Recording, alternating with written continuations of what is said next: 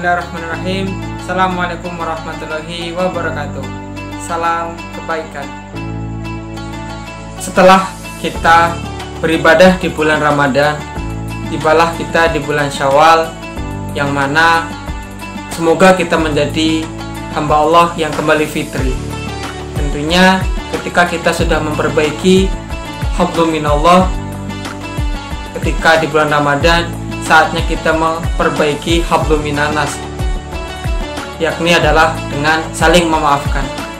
Untuk itu kami dari unit mentor agama Islam menyampaikan permohonan maaf sekaligus doa kepada kita semua, sehingga amal ibadah kita bisa diterima oleh Allah SWT dan wabah pandemi ini segera diangkat oleh Allah SWT. Kami segenap keluarga umat salam kebaikan mengucapkan selamat Hari Raya Idul Fitri. Taqabbalallahu minna wa minkum siyamana wa siyamakum minal aizin wal faizin. Semoga kita semua kembali fitri dan istiqomah dalam amin. tidak lupa silaturahmi, bersihkan hati, sucikan diri. Mari kita sambut hari yang fitri. jangan lupa Di rumah aja ya. Umay yang keren, Yang keren. yang keren yang keren, yang keren. yang keren, yang keren, yang mentori. Umay yang keren, yang mentori.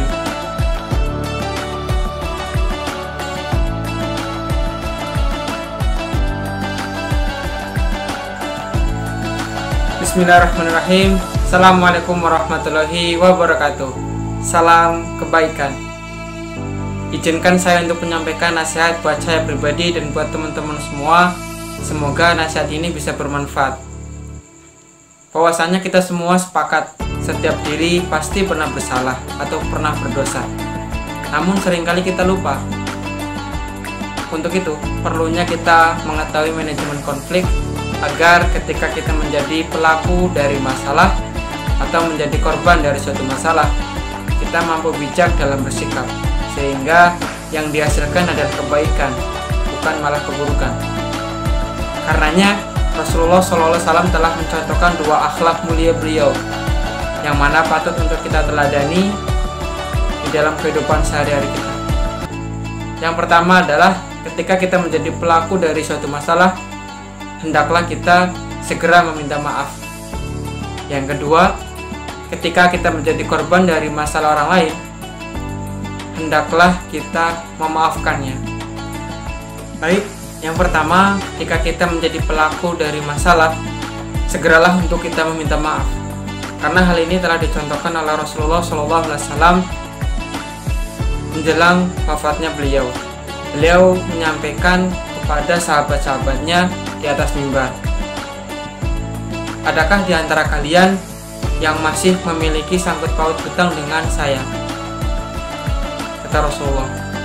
Semua sahabatnya terdiam kecuali sahabat Akasya. Beliau berdiri kemudian acungkan tangan, saya ya Rasulullah. Kemudian dia menyampaikan, jika pukulan adalah hutang, maka engkau masih berhutang dengan saya. Rasulullah menjawab, ya engkau benar, kemarilah mendekat. Sahabat Akasya ini pun mendekat, kemudian menyampaikan lagi, dahulu ketika engkau membariskan kami tatkala hendak perang, engkau menusuk perut saya dengan tongkatmu, dan keadaan waktu itu adalah saya tidak memakai baju. Lantas karena itu Rasulullah memberikan tongkatnya dan menyingkapkan bajunya, dan terlihatlah kulitnya. Para sahabat lain pun tidak habis pikir kenapa sahabat ini bertindak seperti itu, padahal Rasulullah tidak pernah melakukan kesalahan. Tidak terbayang, sehingga sahabat Akasya ini melemparkan tongkatnya, kemudian memeluk Rasulullah SAW. Ya Rasulullah, engkau tidak pernah melakukan kesalahan. Saya melakukan ini karena saya ingin menempelkan kulit saya yang hina dengan kulitmu yang mulia, dengan harapan semoga kelak menjadi hujah saya bisa bersamamu di surganya Allah SWT. Yang kedua, ketika kita menjadi korban dari masalah orang lain adalah murahlah kita dalam memaafkannya. Karena dikisahkan dahulu ketika di majelisnya Rasulullah SAW, beliau menyampaikan kepada sahabatnya, sebentar lagi akan ada calon penghuni surga. Tak lama dari situ, datanglah pemuda yang terlihat jenggotnya masih basah karena air wudhu.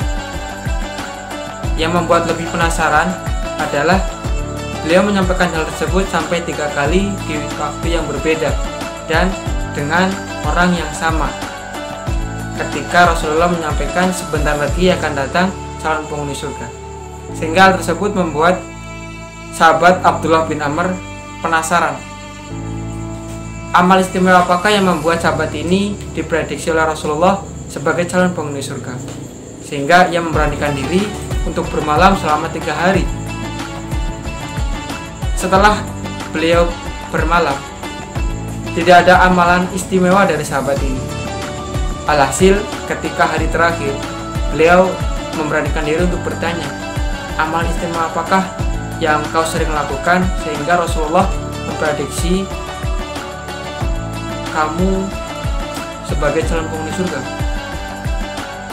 Sahabat ini pun menjawab, saya sholat seperti kalian sholat, saya juga puasa, saya juga berzakat, dan saya juga haji.